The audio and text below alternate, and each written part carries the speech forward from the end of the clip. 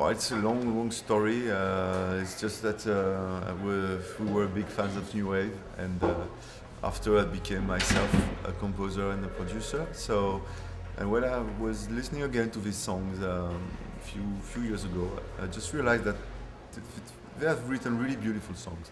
So I don't know. I get this vision in a way in my mind that if Love Will Tear Us Apart can be sung by a young Brazilian girl only with a guitar, it can be really beautiful, and we're gonna have the emotion of the song, but something completely different from the original. So we started with this idea to take these songs from the post-punk onto bossa nova, and we called some girls that didn't know actually the songs, and we just did the album just like that. And we choose the name because it's a translation. Nouvelle Vague means bossa nova and means new wave.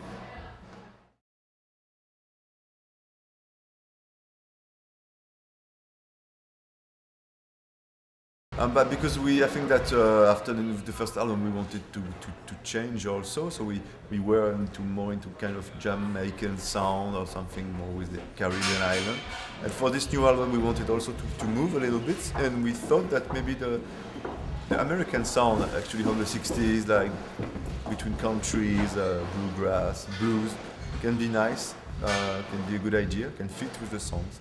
So that was the main idea, to move, to change.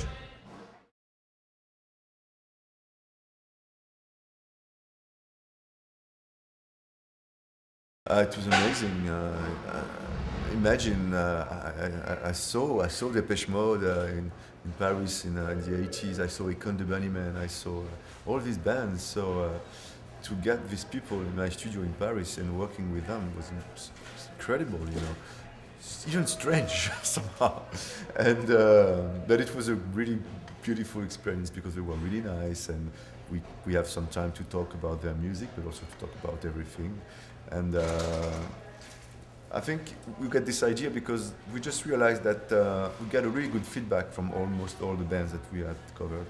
So it was just an idea to say, hey, you guys seems to like what we have done, so we're gonna do another album. We're gonna do maybe another song from you. So maybe you can just come and record some stuff.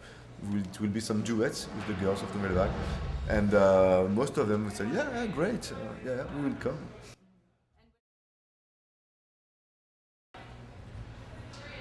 It's difficult to say.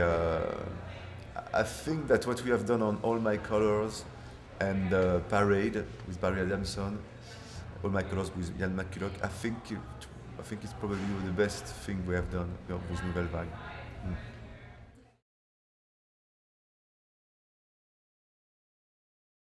Well, it's simple. It's just songs that we were really into when we were young. As I said, I was a big fan of new wave. So as soon as we are just thinking of this era, listening again to some stuff, we're just, hey, wow, that's a good song. Yeah, let's try to do something. Or I don't know. Oh, do you remember this band? Oh yeah, yeah.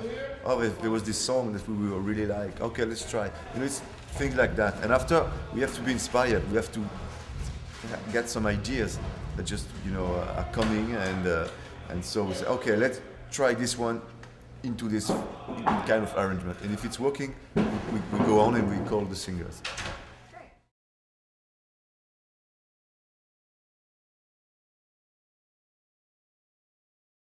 But it's two completely different things, the live and the album. Even when we are recording most of the instrument with Olivier and me on my studio, and none of the musicians are playing on it in a way. So for the live version, we are doing something completely different with musicians, side musicians in a way. And for the singers, for sure, we can't have all of them. So we just choose two girls that, in a way, will represent all the girls. And we get this tradition now from the first album to have this kind of changing, because for sure the singers, as we are touring so much, they can't do the whole show forever. So because most of them, they got their own project also.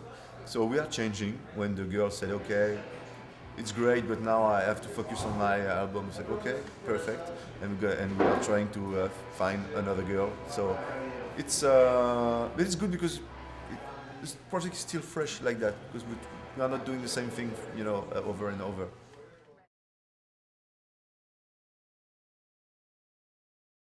Well, the idea now is to do. I think that for the next real, I mean, the Nouvelle Vague 4 in a way. I think we need to do something new, something different, a new idea, new concepts, and I don't have it now, so I'm thinking of it. I don't know when it will be ready, but to wait for that, we're gonna do a special album for French market with French songs, and maybe a special album for American songs with some guest American artists. We expect normally tonight to have Gordon Guano from the Violent Femmes to join us on stage, and maybe we're gonna do something with him or with the Flesh Tones. We got a lot of bands, Martin the Muffins in Toronto that we will record also in this tour with them. So it will be a kind of this album but only focused on American songs. You know that we played at the party in London, Guilty Pleasures. It's really, really famous.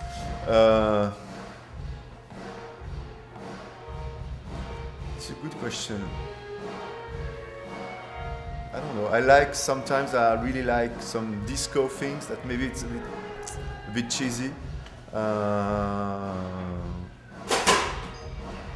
But I can, in a way, I can assume because the music's in a way, you know, it's moving. For example, if you take New Wave, in the 90s, New Wave was completely forgotten, you know.